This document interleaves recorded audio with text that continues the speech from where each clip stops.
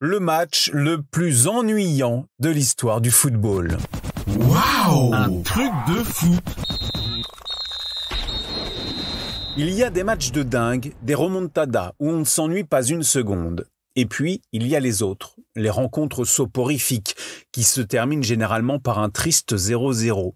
Mais il y a pire encore, un match vierge sans aucun tir au but.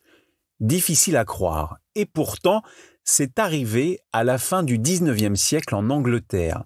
Stoke City et Burnley s'affrontent ce samedi 30 avril 1898.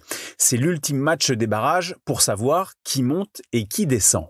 À l'époque, les barrages se disputent à la fin de la saison régulière sous la forme d'un mini-championnat entre les deux dernières équipes de la première division et les deux premières équipes de la deuxième division. Donc, pour ce dernier match de barrage, Stoke City et Burnley ont chacune besoin d'un point. La première, Stoke, pour accéder à l'élite, Burnley pour ne pas être relégué et rester en première division. Le coup d'envoi est donné à Victoria Ground devant 3000 spectateurs. Sans surprise, les deux équipes font tout pour faire match nul et conserver ainsi chacune leurs précieux points durant les 90 minutes.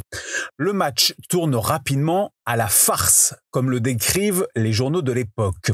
Pour éviter de marquer, les joueurs envoient régulièrement la balle dans les tribunes.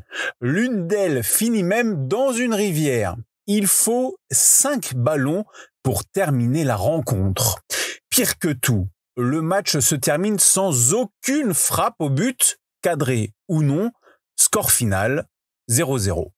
Mission accomplie donc, les deux équipes décrochent leur fameux point pour finir en tête des barrages et jouer toutes les deux dans l'élite la saison suivante. Après ce match, sans doute le plus ennuyant de l'histoire du football, le système de promotion-relégation est réformé en Angleterre. Fini les barrages sous forme de mini-championnat à l'issue de la saison. Désormais, les deux dernières équipes descendent automatiquement et elles sont remplacées par les deux promus de la division inférieure. Waouh! Un truc de fou! Ta dose d'anecdotes sur l'histoire du football à retrouver en podcast sur Facebook, Twitter, Instagram et sur untrucdefoot.fr.